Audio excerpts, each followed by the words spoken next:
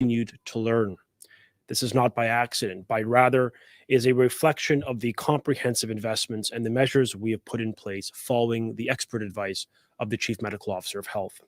Furthermore, on the advice of medical leaders and with our commitments to continually add layers of prevention onto our schools, we have strengthened measures for when kids return, including enhanced screening when students and staff walk through their school doors in the morning, mandatory masking and better quality masks for students in grades 1 to 3, including when outdoors if physical distancing cannot be maintained, and province wide targeted asymptomatic testing using both rapid and lab process tests based on the specific circumstance and as decided by the local public health unit. When we first launched targeted asymptomatic testing for students, staff, and their households, we started in parts of the province which at the time had among the highest numbers of active COVID cases in Toronto, Peel, Ottawa, and York region. Under this initiative, 63 schools participated and approximately 9,000 tests were completed with approximately 200 new cases identified.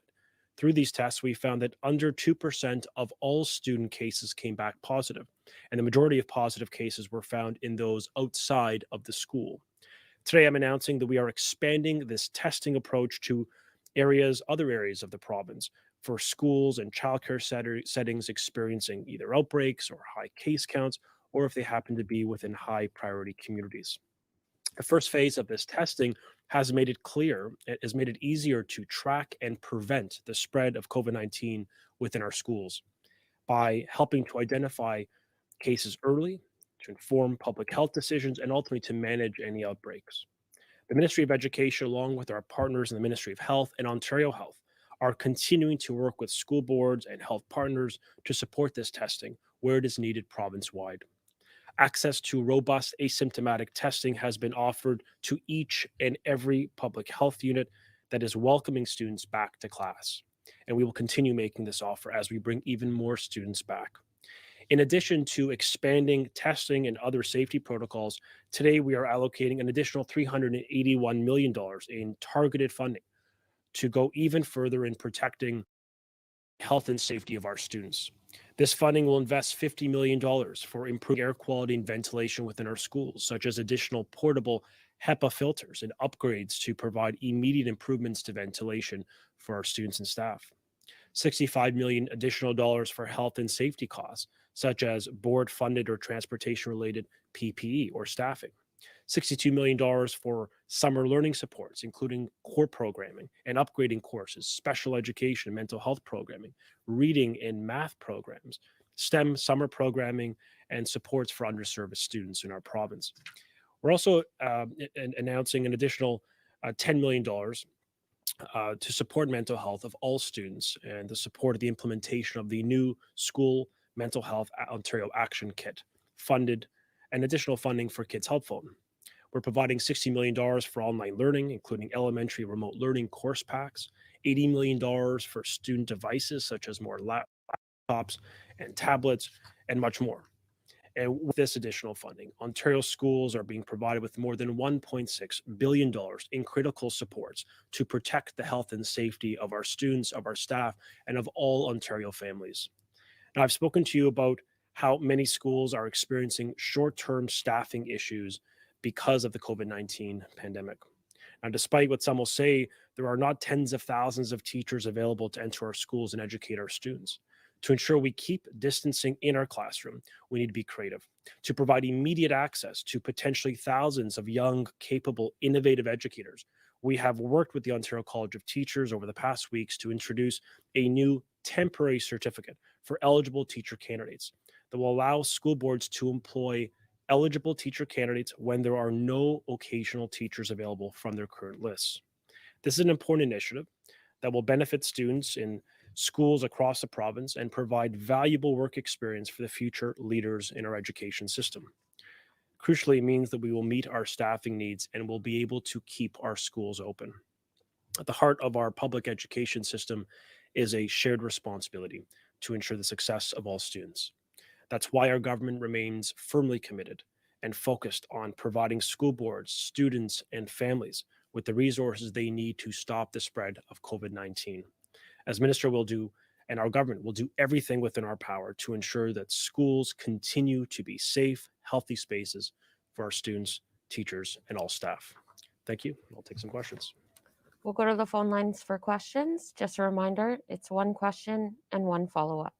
First question. From Haley Cooper at Newstalk 1010. Please go ahead. Thank you so much. Minister, we have to ask exactly why you're holding this news conference today. With all due respect, there doesn't seem to be anything really new here for parents in terms of any kind of clarity about when their children will return to classrooms. So, are students in the hot zones returning to in-class learning on February 10th? Yes or no? Well, there's 280,000 more students returning to class today. We do believe it's important parents understand the new protocols and measures put in place, more details around our asymptomatic testing program, upwards of 25,000 scalable tests per week that can be deployed in addition to the antigen testing that's being layered in, especially as we deal with the new variant. We've introduced new protocols and requirements for staffing and for student screening before they enter our schools, a mandate of masking now down to grade one, a better quality mask for those young children. And additional investments. I mean, we're announcing $381 million that we've allocated now for school boards to hire more staff, improve airflow, more PPE, and additional supports for learning. In the context of the way forward, I think we've been consistent that we want to get all students in all regions of our province back to school. That is a consensus position of our government with the medical community. We heard clearly from the Council of Medical Officers of Health, and we agree with the premise. It is important for children to be within schools for their mental health and their development. And we are looking forward to advice from the Chief Medical Officer of Health and medical community about how we can get all students back. We know parents want certainty on the matter, and we hope we can provide that in the coming days based on risk assessment and, more importantly, based on the new protocols, the stronger, stricter protocols put in place to make sure that when we reopen, all kids can be safe in this province.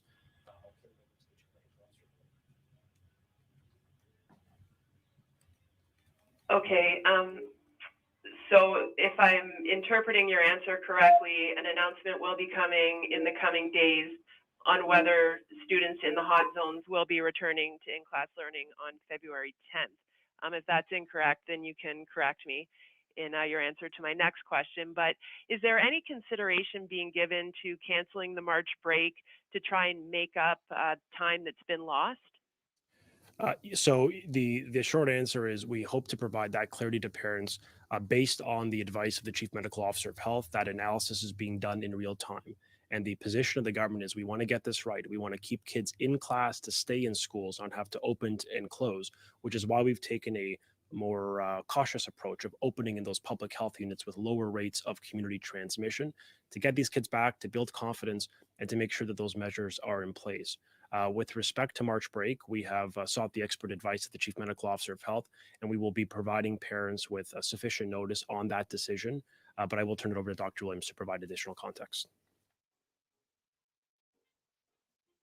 Thank you. On the question of what we're doing on February the 10th, we're looking at the data as we said we would be doing. Our major concern was that as we were approaching lifting or dealing with the stay-at-home order, we were dealing with back at that time very high community transmission.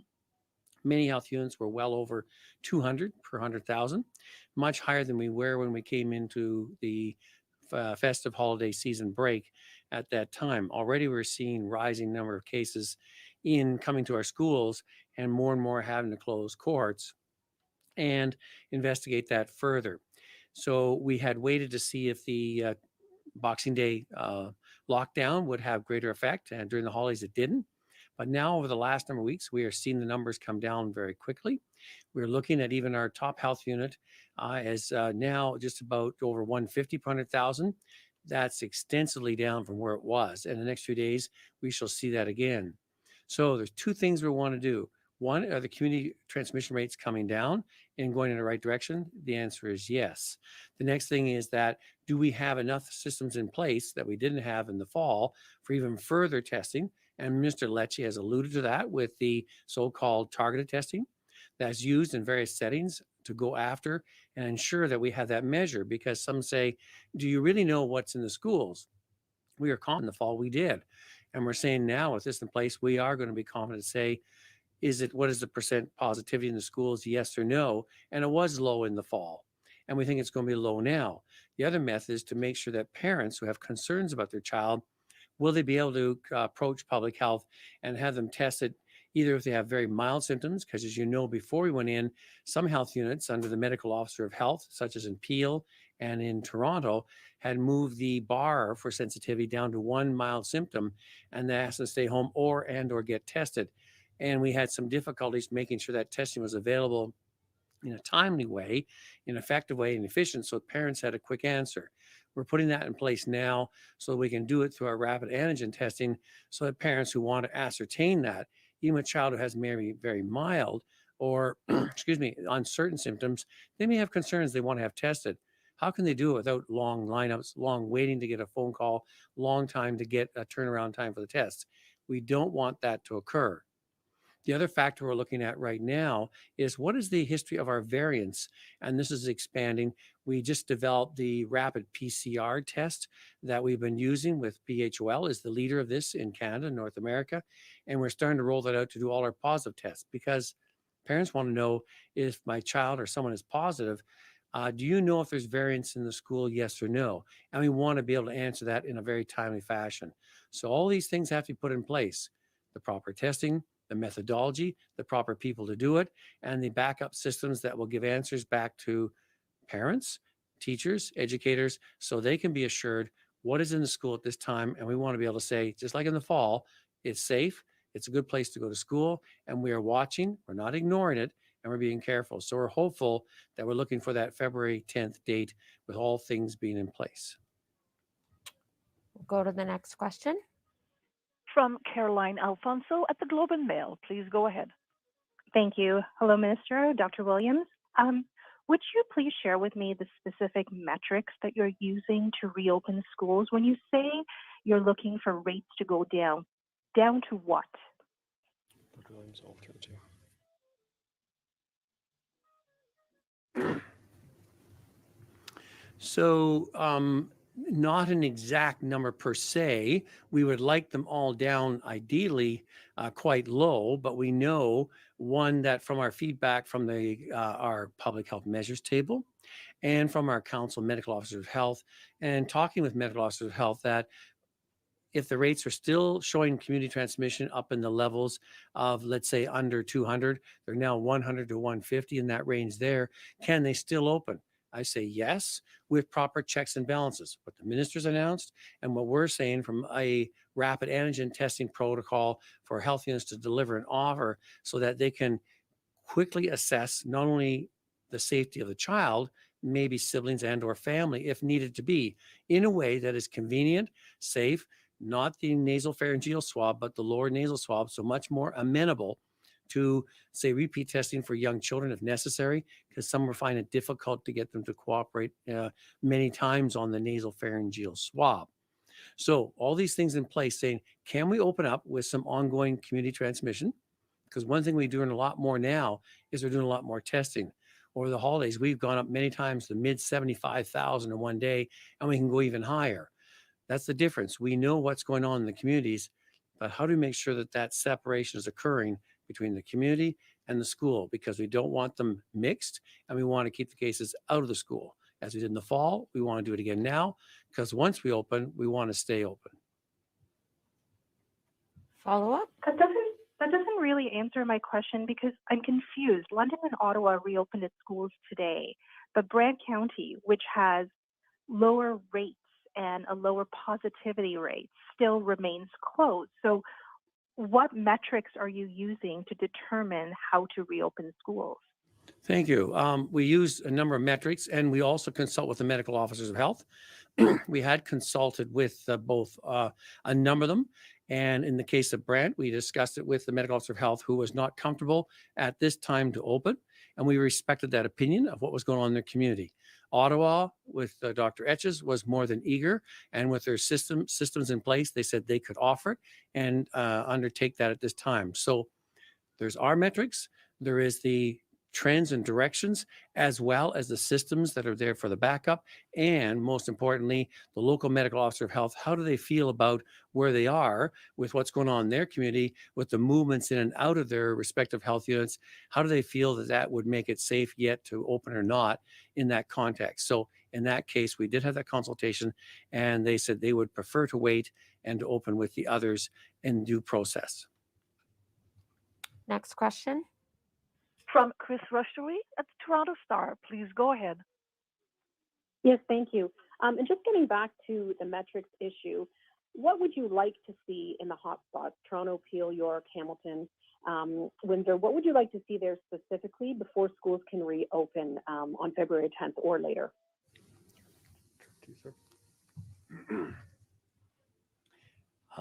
We want to see with the medical officer of health their plans to say, well, opening now on the 10th, what do you have all in place? Are you satisfied that you feel is one, the school should open, and that you have the backup systems and things in place to assess any situation as assertively and as quickly as possible, so that we will not have, as we did before, as we didn't have before, we did not have transmission in the schools documented.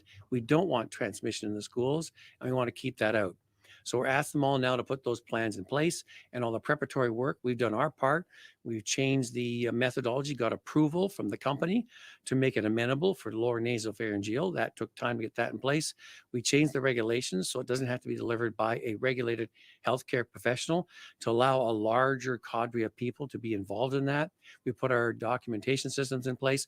So the number of tools that need to be in there, accompanied with what the Ministry of Education's put in place, that will give the parents, because a number of parents are wondering, how are you going to persuade us that it is safe? We want to make sure you're informed and you know what's going on in your school and in your area, and you know it's safe for your child to go to school and for your family to be involved in that. So we want to reassure them, and we're asking our medical officer of health, get that in place. Are you ready for, say, for the 10th? If you're all ready, including the hotspots, then we're ready. Follow up.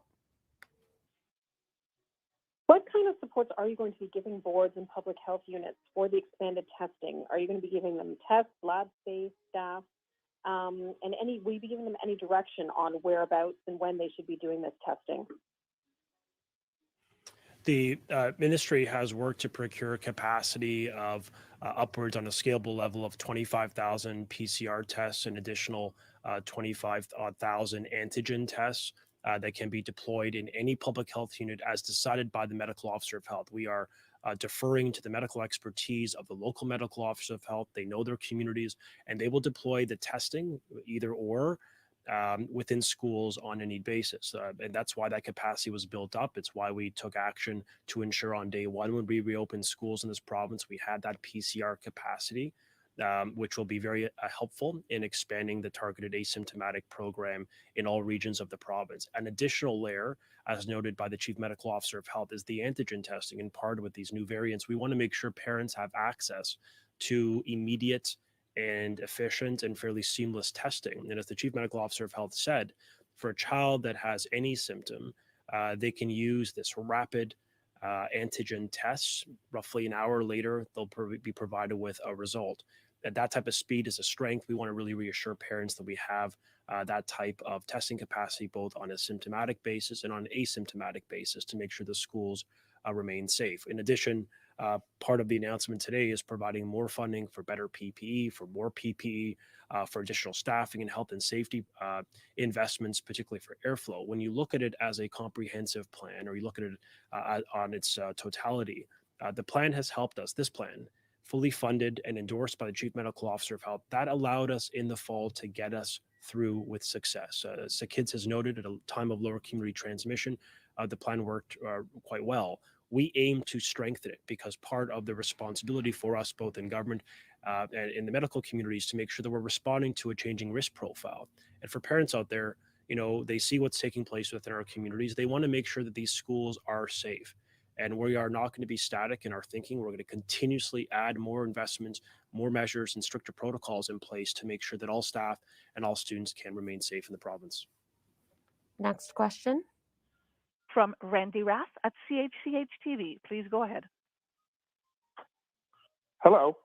I'm wondering, when you talk about discouraging kids from congregating on their way in and out of school, realistically, how do you achieve that? Is somebody going to enforce it? What are you going to do to make that happen? Well, first off, a change taking place within our playgrounds. For many people who've driven near a school, they'll often remark to me, we see the kids out, they're playing, that is good, getting fresh air, but they're not keeping distance, and it's tough, I think, on this teaching staff to enforce it with respect to the playground. And so we've asked and we've provided the authority and now directed them when outside, when distancing cannot be achieved, they've got to have a mask on. In addition to that, what we're signaling, I think, both to staff and likewise to parents, is the necessity, especially given the heightened level of community transmission we've seen over the past period of time, that parents and students do not in any way, or parents do not permit their children in any way to congregate after class or before class. A much stricter enforcement of that principle. We appreciate this is going to require the partnership of everyday parents, of children, of staff. All of us have to be in this together, as we've seen that collaboration, that sort of unity of spirit in the fall that really got us to the present, keeping schools open and safe. We are really leaning into that, and we're providing a much more stricter direction, if you will, signaling that any type of congregation after school on the weekends, it has to be limited to make sure that we are not in any way compounding or exacerbating the potential spread of this disease, especially given these new variants. We've got to be absolutely vigilant and really enforce that principle at home, on the playground, as we are now doing, and likewise within our schools. Follow up? And also, when you're talking about masking kids in grade 1, 2, 3, are you going to supply masks for them? Where can you get masks that properly fit a small child's face? We've already procured 3.5 million masks for children's age between grades 1 to 3, according to the Public Health Agency of Canada. A 3-ply mask, a better quality mask, has been directed. We have procured them and provided them to school boards as they reopen, given the new mandate of masking down to grade 1. So we have done that. They do exist. We have procured them with our partners in the Ministry of Government Consumer Services, and school boards have them. For those that are open, they would have them today. Next question. From Cynthia Mulligan at City News. Please go ahead. Hi, Minister. You've been telling us that the transmission rate among schools is very low, and I believe the number one that you've used is 8,000 positive cases out of 2 million, which does seem very low. However, in the same short time frame of 3 months, from mid-September to mid-December, there were almost 32,000 positive cases of school-aged children. How do you know that there weren't some amongst those 32,000 that actually didn't get it in schools? And do you think that is actually a possibility, that the number is actually much higher of school transmission? Yeah, what I've said is the position is echoed by the Chief Medical Officer of Health. My position is informed by the medical community, who believes in the fall schools were both safe places for children and for staff. And when we did 9,000 tests within the latter part of the year, sort of mid to late November to December, which, to be fair, in that the last semester, in the first semester, if you will, that was at the highest rate of transmission we were experiencing within our schools and within our communities. Of the 9,000 tests, students had a positivity rate of roughly 1.8%. There's a 1% positivity rate amongst those 9,000 tests for staff, and a higher level, I believe, around 4.5% for the parents, because we permitted the parents, the family, if you will, the staff, and the students.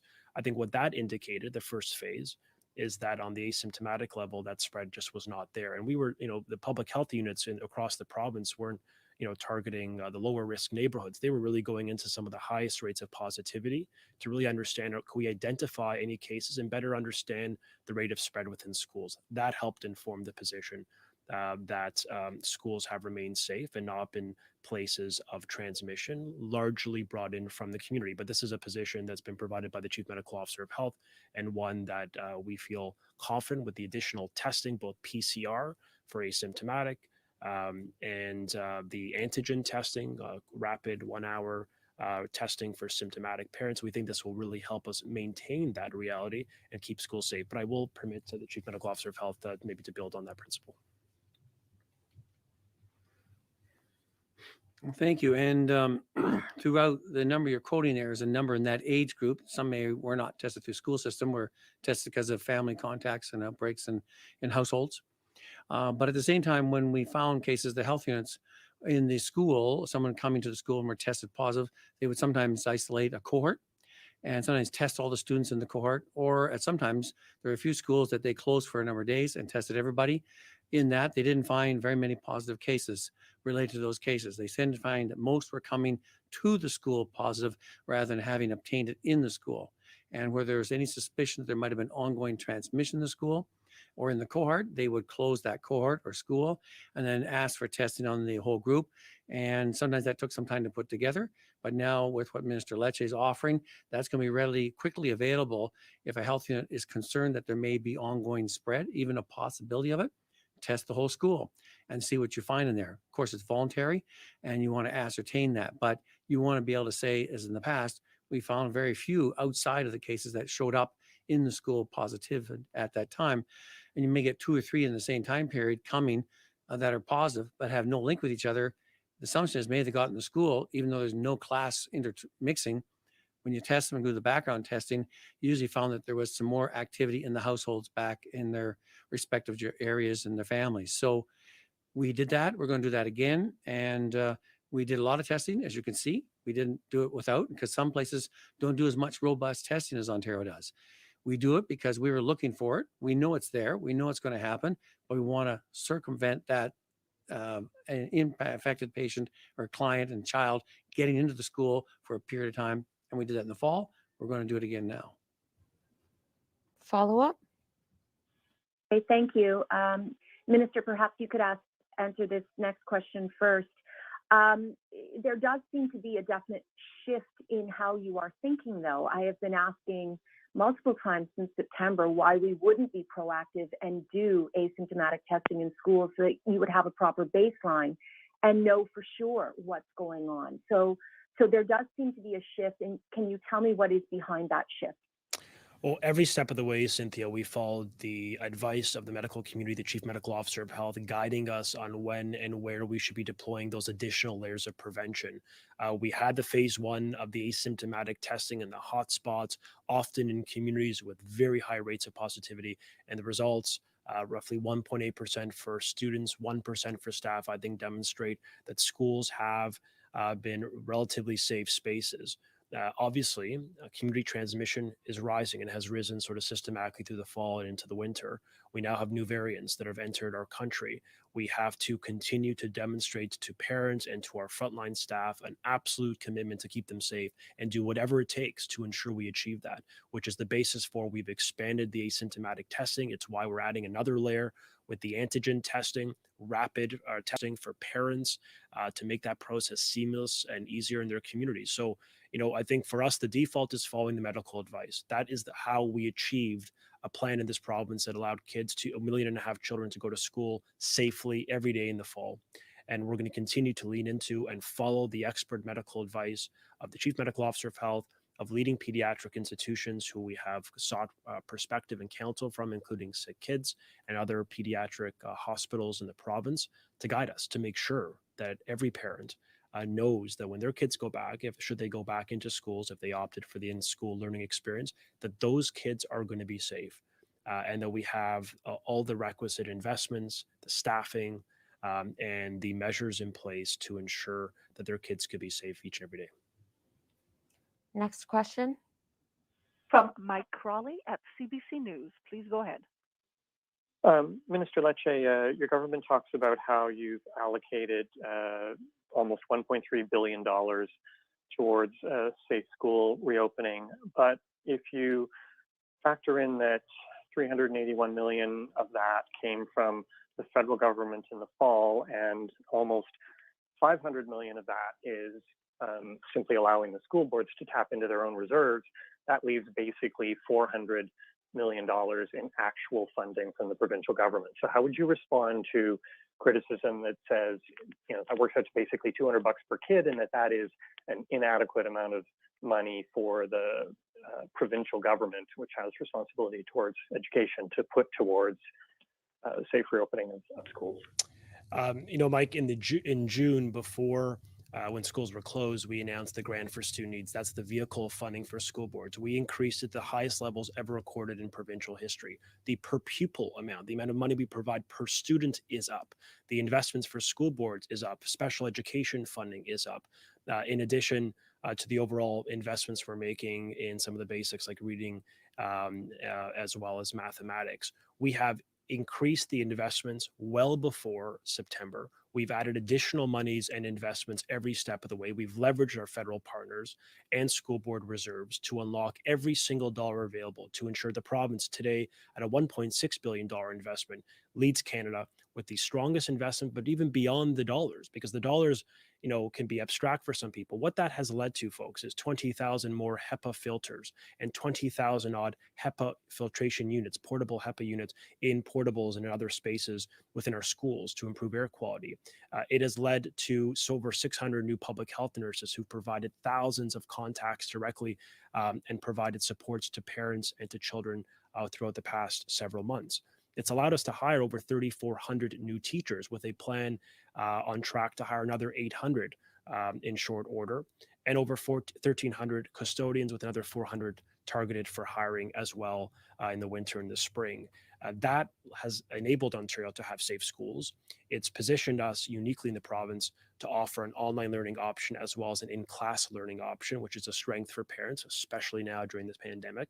And we're proud of that investment. But in addition to the dollars, it's the measures. It's the fact that we have a capacity to deploy asymptomatic testing on a targeted basis province-wide.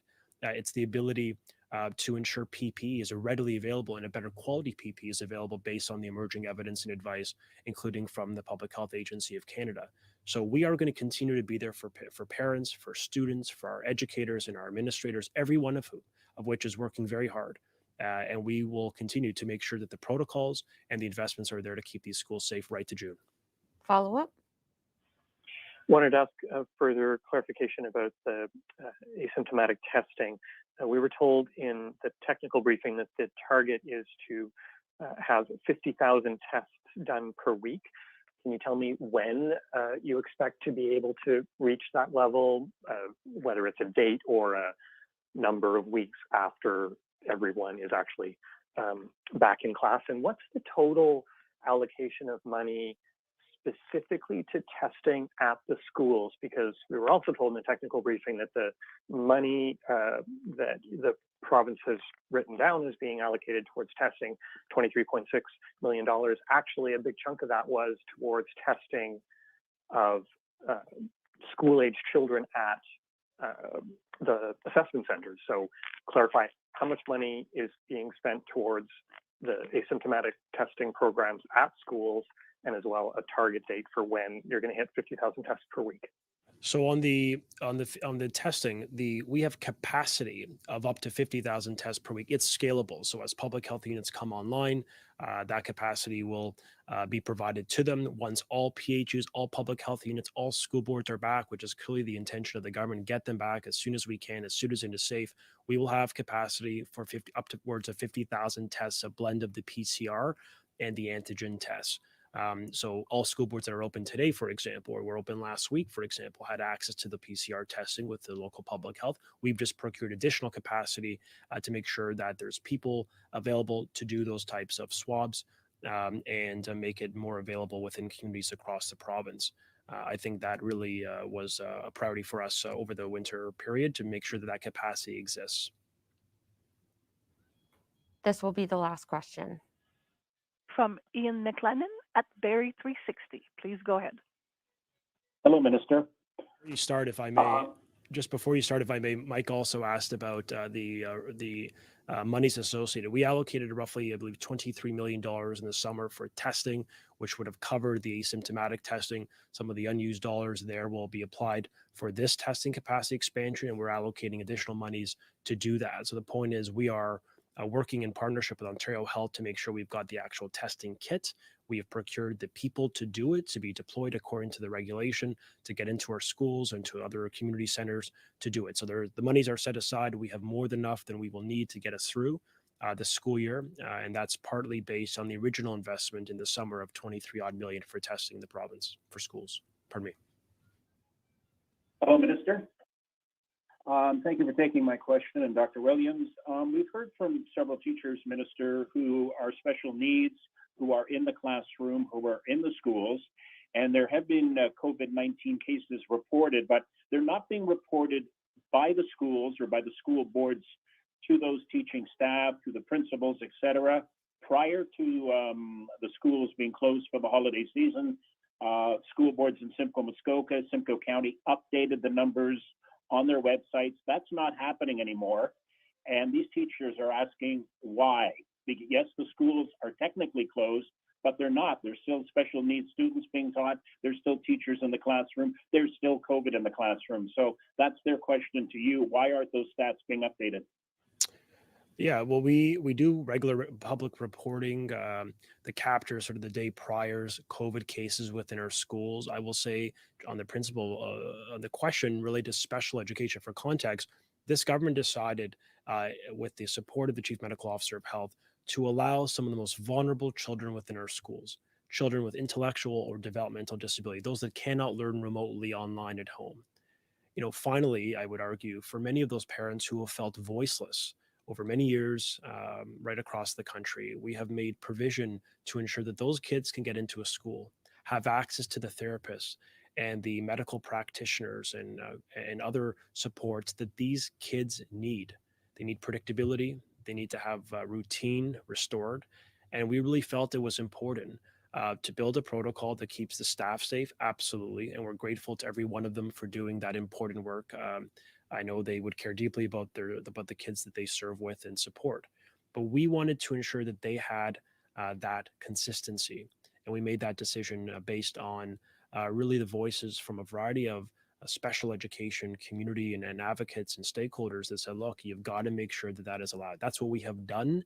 And obviously, schools on a daily basis will continue to provide updates on cases that can take place or outbreaks within school or childcare settings, and that'll continue. Follow up? If I could follow up, the teachers are saying that consistency is missing because they're not seeing updates on the school board website. But if I could move to our Chief Medical Officer of Health has said that Barrie is ground zero for the COVID UK variant. How much of a factor will that play in a decision to reopening schools, specifically Barrie proper, or in Simcoe Muskoka, aside from the so-called regular COVID, if you like?